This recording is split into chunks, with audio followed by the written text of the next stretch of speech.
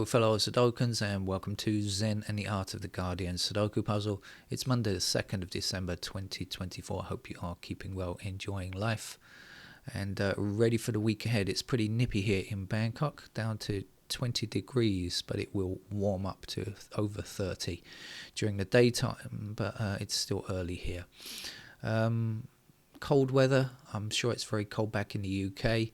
If you are in the UK, or if you're British and you are of a certain age, that means around about my age or so, then the name Terry Griffiths will probably mean something to you. If you're American, you probably won't know who I'm talking about, but Terry Griffiths has died, age 77. Not that old, really. People live to much older ages nowadays, but anyway. Who was Terry Griffiths? Well, Terry Griffiths from Wales, very famous Welshman, very famous snooker player. Snooker, you're saying? Yes. Snooker, I think, still is quite popular in the UK. I don't know. I've not something I've watched for decades, but during the 1970s, snooker was really, really popular. When I tell people about this, it seems almost impossible to imagine now. But when I was a young kid, we had black and white television, and like most people, color television was a new thing. And one of the things that really encouraged people to get color television was snooker. There was a television program called Pot Black. And, because, of course, the balls, you could see the colours of the balls instead of oh, now he's taking the grey ball and then it's the dark grey ball. Now it's the light grey ball. You actually could see the colour of the balls. And it was kind of meditative and, it's a game that has a strategy and stuff like that. It had many armchair critics, people were saying, oh, you shouldn't have done that, you should have done that. Of course, not understanding how really difficult it is. They always made it look so easy. Terry Griffiths was a world champion, I believe, at that time. I think it was 79 or something like that. But the television program Pot Black, that was the thing that really captured people, and it got millions of viewers every week. It was really a very, very popular program, and people developed a love for the game of snooker. I tried to play snooker when I was young, and didn't do very well. Once I could do something, but not very much. Maybe like my Sudoku. No, I think I was worse at snooker than I am at Sudoku, and that's saying something. So, anyway, goodbye to Terry Griffiths. The last time I do remember snooker is living here in Thailand. Snooker suddenly became popular in Thailand. I don't even know how long ago this was, but we had a Thai player that became the world champion or something like that. It's not often that Thai sports personalities, I'm saying snooker is a sport, forgive me, but whatever. Thai sports personalities become famous. If they are famous, they get very famous within the country. If they're famous internationally, they get very famous in the country. We sometimes claim Tiger Woods as being half Thai, although he doesn't really have much connection to Thailand apart from his mother, I think. But boxers and things like that, if they get famous, they get very well known here. And we had somebody, and I think his nickname was Dong, something like that. Although in the West they called him James Watana. I don't think that was his name actually. But they called him James Watana because nobody could say his name. And I think he became the world champion, but I have no idea how long ago that was, and I didn't think to Google it first. But anyway, that's the last time I remember even thinking about snooker until I got to see today's news that Terry Griffiths is no longer with us. So goodbye. But anyway, I've not really spoken about him, but he, there were lots of impressions of snooker players. We all got to know what they were like and that kind of thing, and they were interviewed a lot, and we got people, I think, like maybe Lenny Henry or whoever to do impressions. And he seemed like a really nice guy. Like some people just seem to be nice. He always seemed to be like a nice man. All right, let's get on with our game of Sudoku then. You don't need a physical skill of snooker, but you do need some forward planning, maybe. No, not in forward planning. You just need some thinking. So there we have a bit of calculation in the head. How do we play this game? We've got 9 squares across. We put all of the numbers 1 to 9 in each of the boxes. There are only 9 squares, so we can only put each number at one time. In the columns down, we put numbers 1 to 9. There are only 9 boxes, so we can only put each number at one time. In each of these small areas outlined in black, we put digits 1 to 9. There are 9 squares. Each number cannot be repeated. That's it. That's all you need to understand. We just use logic to find the answer. So how do we go about this? Well, we say 1 cannot be in either of these 2 squares down here. No, because I just told you that in this column each number can appear once only, so neither of these 2 squares can be digit 1 because we've got 1 in this square here. Now we've also got 1 here which stops any other square in this row from becoming 1, so this square can't be 1. So none of these 3 squares, these 3 empty squares, can become digit 1 because of this one and this one here. And there is 1 empty square left, so we are sure that the 1 must go in that location there. And that's it, we've got our first number. Now if we look at this digit 5 up here, we know that 5 can't appear anywhere in this column. We'll just drag it down, and I'm going to use the term blocking, all right, because when I say blocking I mean forbidding from becoming that digit. 5 blocks all the way down here, and that gives us 1 empty square here, so we know that the 5 goes there. In this block now there are only 2 numbers missing there. We are missing 4 and 7. We have everything else. 1, 2, 3, there's no 4. 5, 6, there's no 7. 8, 9. So either this is 4 and this is 7, or this is 4 and this is 7. That's all that we know. But we know that we have to have 4 and 7 left in those squares there. Now we can't see. We look across here to see if we've got any 4s or 7s that could help us. Sorry for that drilling sound. It sounds like the dentist from a horror movie or something. Okay, and we don't have any 4s or 7s across here to say which is which.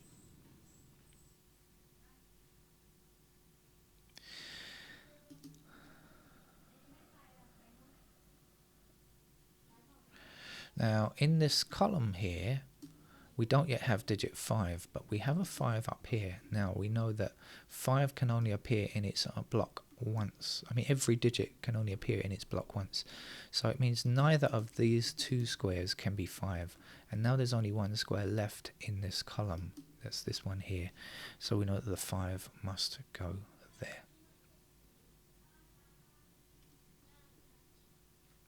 And the last numbers to get up here are 3 and 4. That's for this column down here, right? We don't yet have 3 or 4, but we don't have 3 or 4 yet, so we can't get those numbers. So we have to come back. We'll remember it, or we'll keep it in mind, I should say. You don't have to remember it, but keep it in mind. And we'll come back and look for those numbers later when we get some other information around here.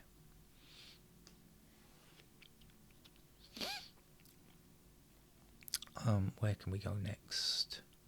So what we've got to do is, use our eyes to look around the grid and try and discover where things might go, and then see if it's true or not. We've only got 3 empty squares here. Let's see what's missing from this column. We've got 1.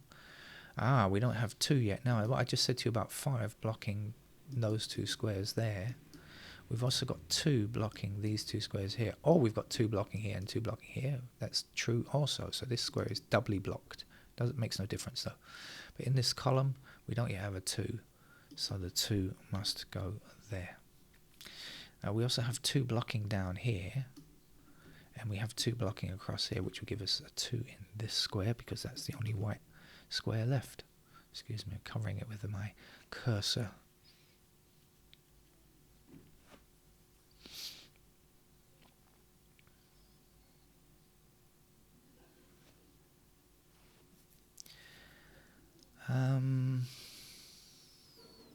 Okay, in this row here we have 2 empty squares at each end.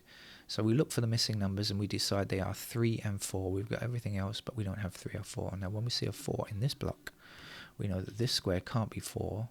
So this square at this end must be 4. And the last number to place for this whole row is now 3. and that's finished. So there are no more numbers to find across in this row, but plenty of other numbers to find on the board.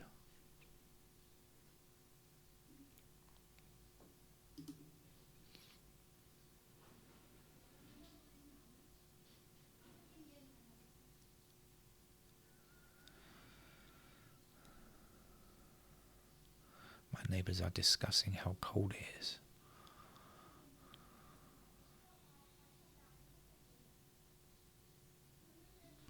Nine blocks this square here. We don't yet have a 9 in this column. There are only 2 numbers missing, so the 9 must go in that square. Now there's only 1 digit for this column, and the missing number is 7. We don't yet have 7. Let's put 7 in there. 7 also blocks down here. That will give us 7 in this square here.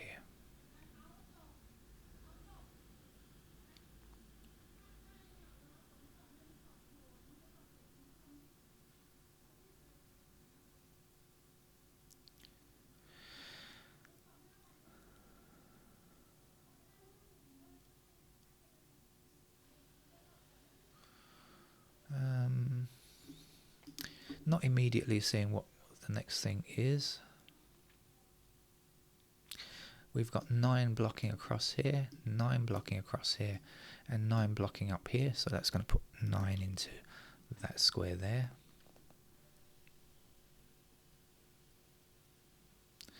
Seven blocks both of these 2 squares. Remember, we can't have any more sevens in this block. 7 also stops this square from becoming a 7. And so in this column on the right hand side, there's only 1 white square available. 7 must go there.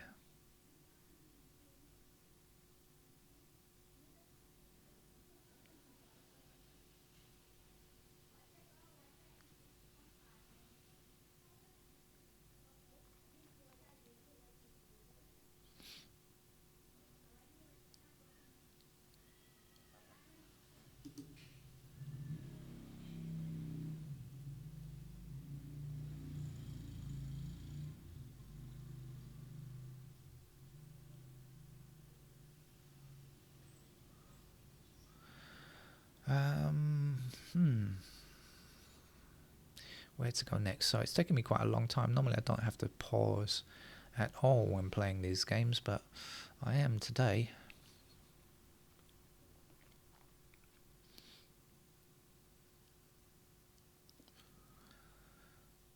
So I'm going to click on the digits and highlight each one in turn and see what's possible. Just to speed things up a little bit. If you're playing with pen and paper, of course, you can't do this. But I'm obviously not playing with pen and paper. I'm playing on the computer, so makes things a bit quicker usually.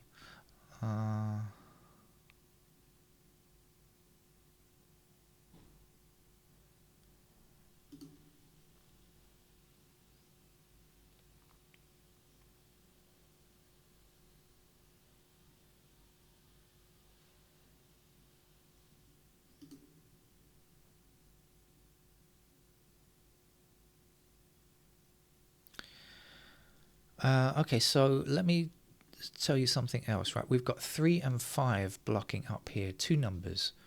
3 blocks up here and 5 blocks up here like this. Okay, so now what do we know? We know that these 2 empty squares must contain 3 and 5. Which is which? I don't know. But I do know either this is 3 and this is 5, or this is 3 and this is 5. But both of these squares have to be 3 or 5. Nothing else.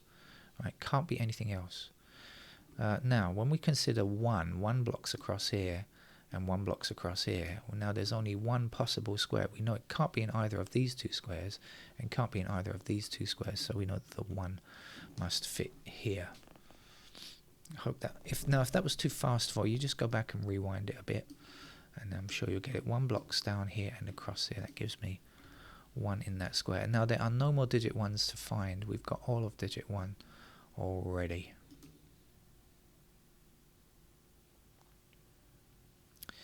Now, I know that we can find this square, and I'm going to explain to you how I know that we can find it. At the moment, I don't know what it is, but I know that I can find it. The reason is there are 3 empty squares here, right? And these two squares must be limited to a particular number. I don't know what the number is, but I know that it's limited. How do I know that? I know that because these two squares can only be something. Remember, we just put 3 and 5 into those two squares there. So that these two squares must be the other numbers for this block. So this is 3 and 5. So this has to be 4 and 8. Can't be anything else. Now, I don't know which is which, but I do know it's only 4 or 8. So these two numbers can't be 4 or 8 for this column. So we've got 1, 2, 3, 4 is somewhere here, 5, we don't have 6 yet, 7 we don't have 8 up here, so it's got to be 9. So these two numbers have to be, hang on, what did I say, 4 or 8? These two numbers have to be 6 or 9. So I'm not sure I misspoke there. This is 4 or 8. So 6 and 9 in these two squares here, because we know that this is already 4 or 8. Now, as it happens, I can get the 6 and the 9 here, but imagine that I can't, right? So I know that I have 6 and 9 in those squares. So now this square is the remaining square for the complete block. So it has to be 8, because we've got 1, 2, 3, 4, 5, 6, 7, 8. 8 here, sorry, and then 9 back here. So this is going to be the 8 there. I hope that made sense. Right now, actually, we've got the 9 blocking across here, so we can say that that is a 9 and that is a 6. But that kind of way of thinking will help you if you're new to Sudoku. It means that sometimes we can't immediately place a number, but we can imagine what it's likely to be. Now we've got 6 blocking across here, 6 across here. Not likely, will turn out to be, let me say it like that. 6 must be in that square there. 6 blocking down here, 6 across here. I'm going to speed up a little bit, otherwise the video is going to be a bit long. That is if I can speed up. I haven't seen stuff very quickly here. We've got 3 blocking this square, so in this row, that's our 3. Like I say, you can always slow this down or go back and watch again. We don't have 2 in this row, so that's going to be a 2 just there. 2 blocks up here and 2 blocks across here. That's going to give us 2 in that square.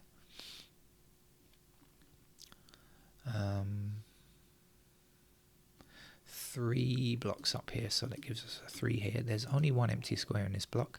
8's the missing number for the block and for the column. Same digit, of course. There is only one solution to Sudoku.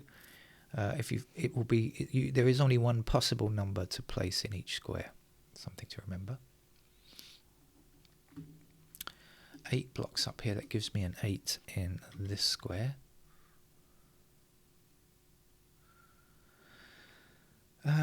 What's left?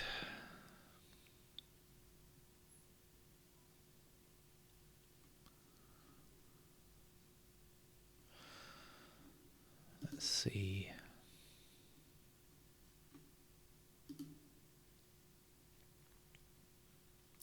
Yeah, okay, so this is good. Right, now 3 blocks up here, like this.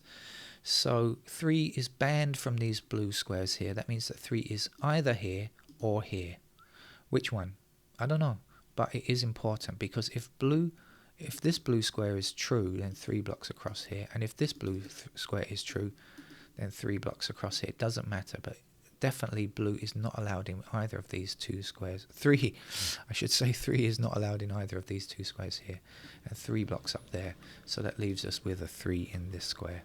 Now 3 blocks across here, giving us 3 there, and the last number here is a 4.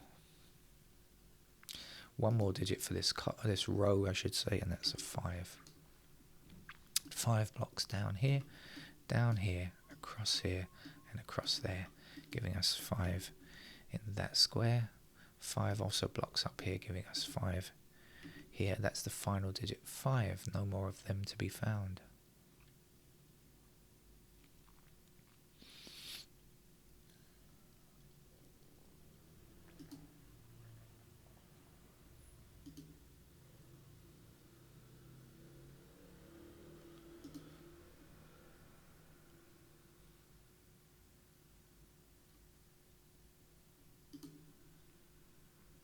Six blocks down here, and across there, giving me 6 in that square there. That's finished now.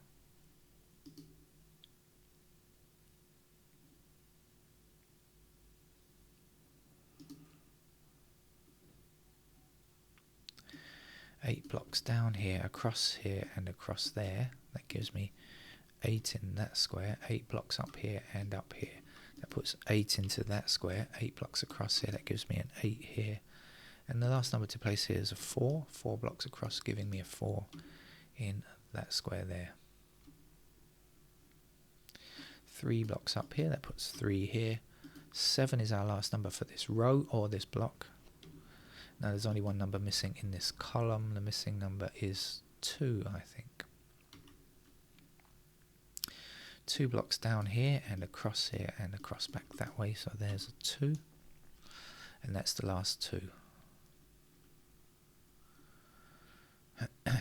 3 blocks down here and across there. That gives me a 3 there. The last number for this row is 4. 4 blocks up here giving me a 4 in that square. One more digit to go here in this block or this row, same number, 7. Down here, one number to go now, and that is a 9. I think we don't have 9. 1, 2, 3, 4, 5, 6, 7, 8. Yes, it's a 9 if you want to confirm. 9 blocks across here, there's our 9. The last number to go here in this block or this column is a 4. 4 blocks across here, giving me the 4 here. This is 7, and the last number here is also 7. And that's our puzzle. Now go back and watch again if it's too fast or something like that. But anyway, that's it. And there will be lots of other easy level games to play on this channel. If you check out the playlist for easy, there are hundreds of them. So get practicing. Okay, that's it. Thank you. Bye-bye.